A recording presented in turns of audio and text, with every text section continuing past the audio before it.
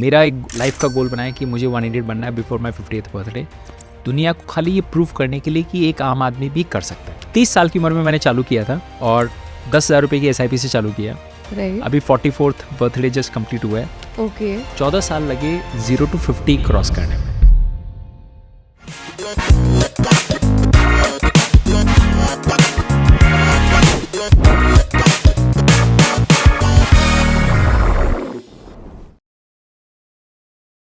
एक बहुत commonly asked question is कि how to build a solid mutual fund portfolio, and I thought you would be the best person to ask. तो जब आपने mutual fund investing शुरू की थी, how did you start, what was your aim? Okay, good question. So let me throw you back. How do you become Sachin Tendulkar? Is it not just curly hair? आइला। अगर मैं आपको सचिन का bat दे दूंगा तो आप उससे सेंचुरी नहीं मार सकते हो। रियलिटी चेक तो राइट। ज्यादा बढ़िया ट्रू। आज की दुनिया में सब लोग को ये चाहिए, बेस्ट फंड बता दो, बस और कुछ नहीं चाहिए। तो आपको सचिन बनना पड़ेगा, सचिन का बैट से कुछ नहीं होगा। तो आज हम बात करेंगे सचिन कैसे बनना है। Okay let's do it. Mutual fund में फैक्ट शीट में रिटर्न्स तो सब फंड ने दिए है, पेपर पे तो सबने वेल्थ बना के दिखाई है। रियल लाइफ में आसपास आप किसी को देखते हैं, किसी ने नहीं बनाई है। इसलिए मुझे वो एग्जाम्पल या वो चैलेंज के हिसाब से मैंने 100 करोड़ मेरा एक लाइफ का गोल बनाया कि मुझे 180 बनना है बिफोर माई 50th बर्थडे। दुनिया को खाली ये प्रूव करने के लिए कि एक आम आदमी भी कर सकता है। 30 साल की उम्र में मैंने चालू किया था और 10,000 रुपये की SIP से चालू किया। अभी 44th बर्थडे जस्ट कंप्लीट हुआ है। ओके 14 साल लगे 0 to 50 क्रॉस करने में। राइट ऑफ कोर्स मैंने SIP बढ़ाते गया। अभी मैं 30 लाख की SIP पर मंथ कर रहा हूँ, तो ये 50 क्रॉस हुआ है। अब मैं आपसे पूछता हूँ, चलो 14 साल लगे मुझे पहला 50 बनाने में, अभी नेक्स्ट 50 बनाने में कितने टाइम लगेंगे आपको लगता है? आई मीन इंट्यूटिवली तो लगता है कि मतलब 14 और, बट आई कैन टेल ये एक ट्रिक क्वेश्चन है। दुनिया यही सोचती है कि चलो 14 लगे हैं तो 14 नहीं, कम से कम 10 तो लगेंगे, 12 तो लगेंगे। But this is how compounding works. ये लोगों को समझ में ही नहीं आता है। ऑफ कोर्स अभी जो मेरे रिटर्न आए हैं वो 15 से ऊपर आए हैं, 17, 18, 19 आए हैं। तो अगेन एक क्वेश्चन, अगर आपका पोर्टफोलियो में 15% का CAGR होता है तो आपका पोर्टफोलियो कितने साल में डबल होता है? आई एम गेसिंग ये वो रूल है क्या, 72 upon? Exactly, you are bang on. 5 साल में डबल होता है। राइट। अगर 12% का रिटर्न आता है तो 6 साल में डबल होता है। राइट। तो चूंकि 15 साल में है तो 5 साल, तो 5 साल में 50 का 100 हो जाएगा। मेरे केस में एग्जिस्टिंग पोर्टफोलियो, मैं नया पैसा डाल भी नहीं रहा हूँ। करेक्ट।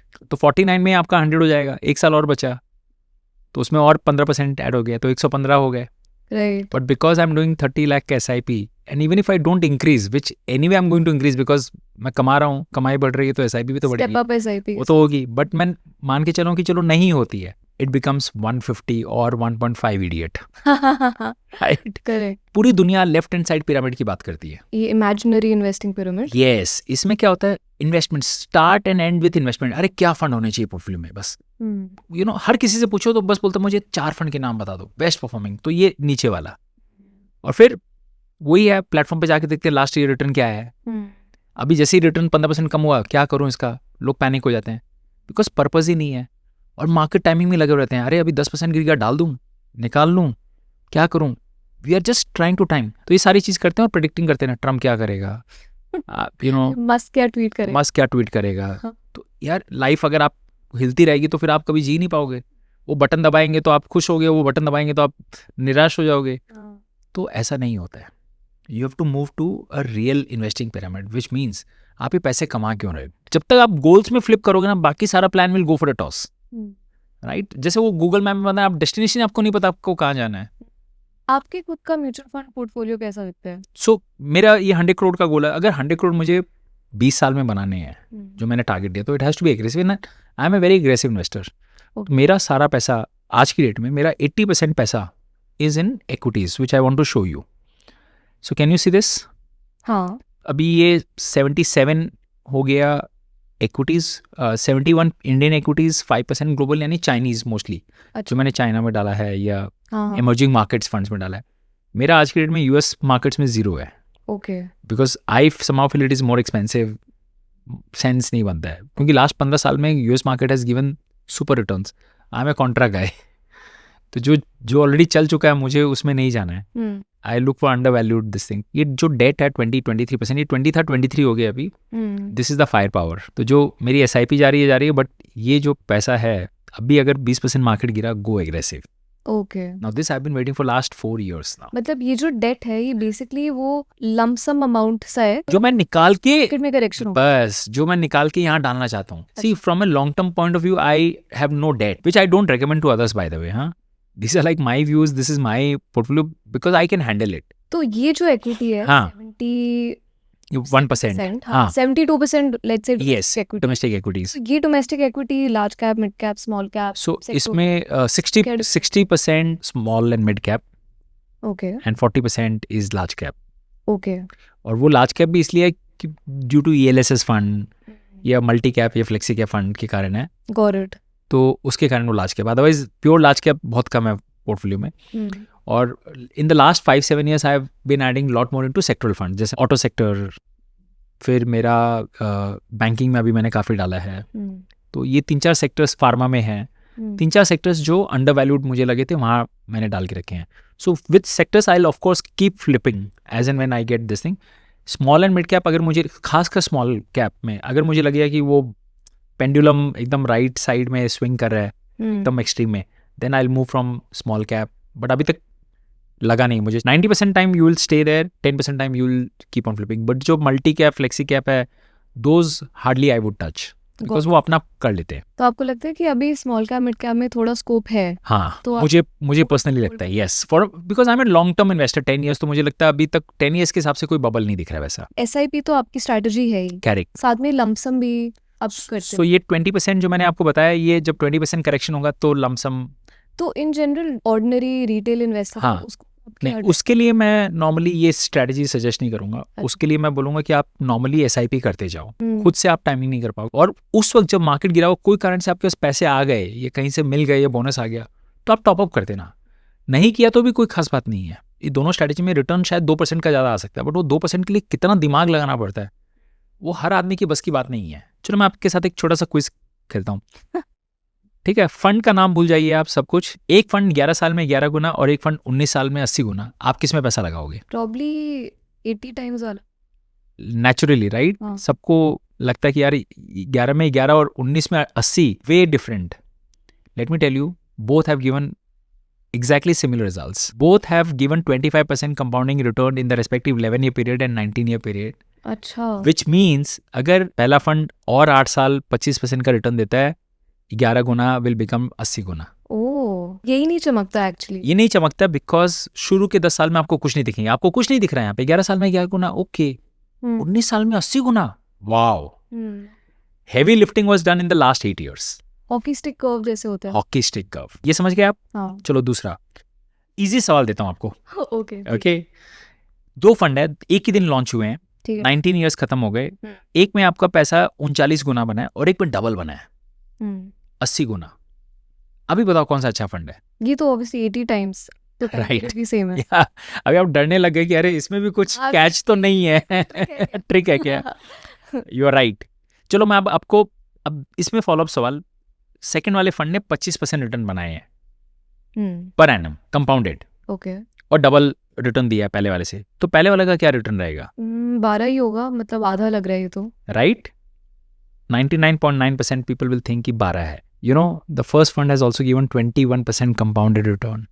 21% रिटर्न 19 साल और ये 25% रिटर्न 19 साल. 4% का डिफरेंस है. राइट. 4% में क्या होता है? वही पोर्टफोलियो आधा हो जाता है. ये तो no pressure but full pressure वाला सीन लग रहा है. ये सब चीजें आप 15 साल बाद समझते हो. डे 1 में आपको नहीं समझ में आती है. This is the game. मतलब लॉन्ग टर्म में 1-2% रिटर्न भी बहुत मायने रखते हैं. सोचो आप एयरप्लेन में जा रहे हो, वो कंपास के थ्रू पायलट देख रहा है, अगर वो आधा डिग्री भी इधर वेरिएशन हो गया ना, तो वो मुंबई की जगह बैंगलोर पहुंच जाएगा. Charlie Munger says the first rule of compounding is to not interrupt it unnecessarily. मतलब डोंट इंटरप्ट इट, उसको बने रहने दो.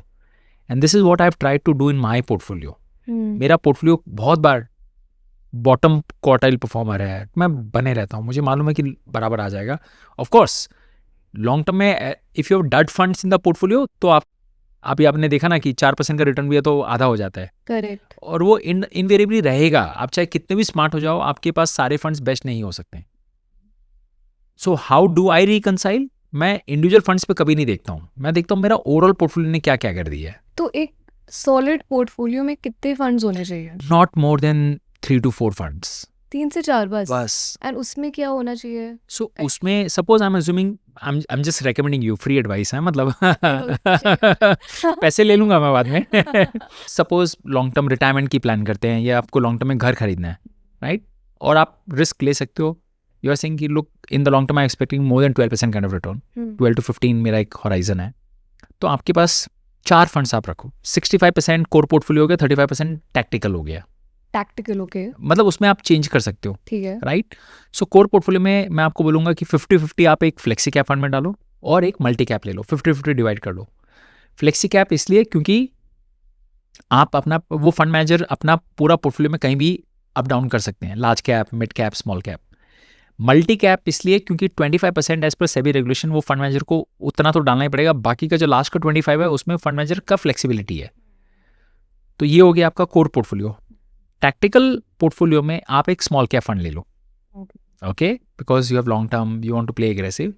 और एक कोई भी थीमेटिक ले लो. थीमेटिक फंड में भी एक अच्छी चीज़ मैं आपको बताता हूँ जो बहुत लोगों को नहीं पता. बहुत लोग क्या करते हैं, प्योर सेक्टर फंड में चले जाते हैं, banking fund, pharma fund, IT fund. तो उसमें क्या होता है, उसमें आपको 2 नुकसान है. एक तो टाइमिंग, एंट्री और एग्जिट दोनों सही होनी पड़ेगी. और जब आप एग्जिट करोगे तो टैक्स भी लगेगा, जैसे मेरा PSU फंड में लगा. तो मैं थोड़ा और स्मार्ट हो गया. अभी मैं क्या करता हूँ, मैं अपना बहुत सारा पैसा थीमेटिक फंड करके एक फंड होते हैं उसमें डालता हूँ. उसमें फंड मैनेजर अपना थीम चेंज करते रहते हैं. तो फंड मैनेजर क्या करेगा, 4 फंड्स में पैसे डालता है जो 4 थीम्स अभी चल नहीं रही है. ओके. तो जैसे आज की डेट में मान लीजिए बैंकिंग नहीं चल रही है, या फार्मा कम चल रही है, ऑटो कम चली है, तो they will be overloading they money into these 3. तो वो फंड ऑफ फंड उसी के फंड हाउस में 20% फार्मा फंड में डाल देगा पैसा, 20% ऑटो सेक्टर फंड में डाल देगा. उसको बोलते हैं फंड ऑफ फंड. सो मैं अपना पैसा थीमेटिक फंड ऑफ फंड में डाला हूँ. वहाँ SIP मेरी अच्छी खासी बड़ी रकम की SIP चल रही है. तो अभी 3 साल मान लीजिए ऑटो सेक्टर नहीं चला तो वो ऑटो सेक्टर लोड करते जाएंगे. 3 साल फार्मा नहीं चला. This is like diversification on steroids. क्योंकि आप थीम्स में भी रोटेट करो. फंड मैनेजर रोटेट कर रहा है. बिकॉज फंड मैनेजर रोटेट कर रहा है, आपको टैक्स नहीं लग रहा है और आप आराम से सो सकते हो. इनका काम ही है at any point of time सिर्फ 3 या 4 फंड में रहना. 3 या 4 sectors which have not perform well. How this is different from a diversified equity fund. Diversified equity fund में फंड मैनेजर 50-60 स्टॉक का है and is diversified into 10 sectors. This is sector concentration. Just 3 or 4 sectors that have not performed well. This is meant for very aggressive investors. For me, I want to remain invested in this fund for 10 years. The idea is not to pay tax and idea is not to time entry and exit, yet to play the contra game. Buy low, sell high. कई बार आपको लगा कि आपको भी international fund में डालना है जो मार्केट बहुत सस्ता है, तो फिर एक फंड और चाहे ले लिया आपने international. But in any case 5 is the outer limit. 99% आपको चैनल्स में पॉडकास्ट में लोग बोलते हैं कि SIP is the best way. Long term में SIP is actually not a very good way in the long term to build wealth compared to lump sum. Lump sum is far better. Okay, and I'll tell you how. Imagine कीजिए कि this was my 10,000 SIP and I started in 2010. So what was my first, जो मैंने पहले जो 5,000 की किश्त डाली थी वो NAV क्या NAV पे गई थी 17 रुपए की, राइट? आज वो NAV क्या है 181.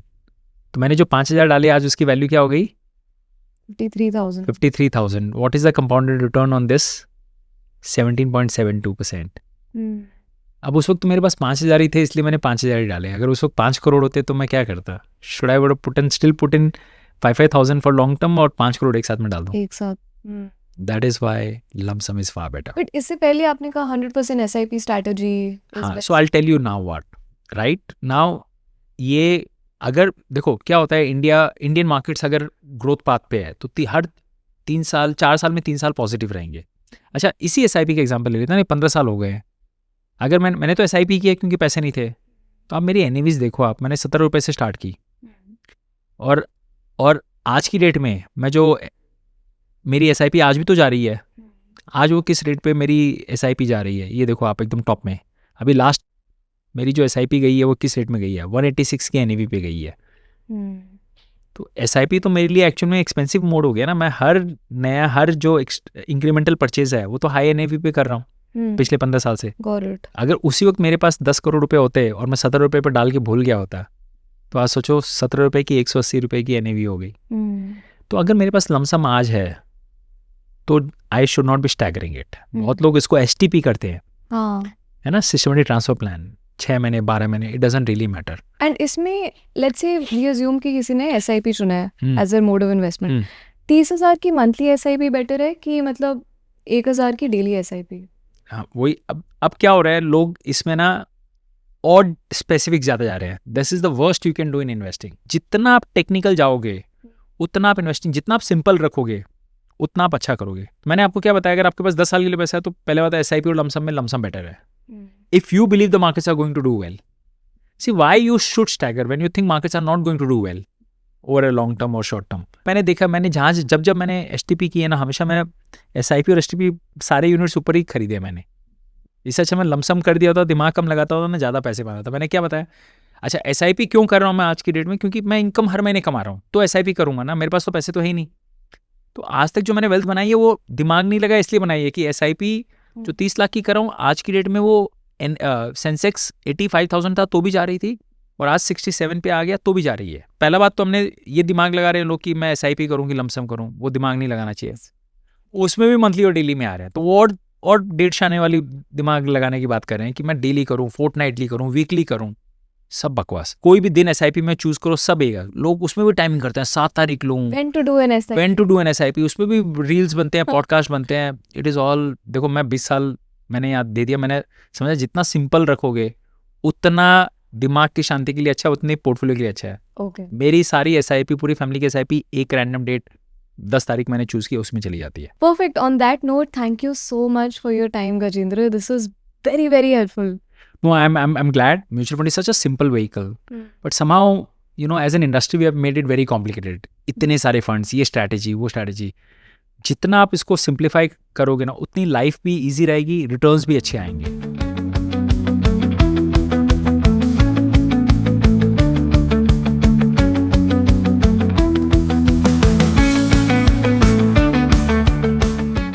Investment in securities market are subject to market risks. Read all the related documents carefully before investing. Please read the risk disclosure documents carefully before investing in equity shares, derivatives, mutual fund, and or other instruments traded on the stock exchanges.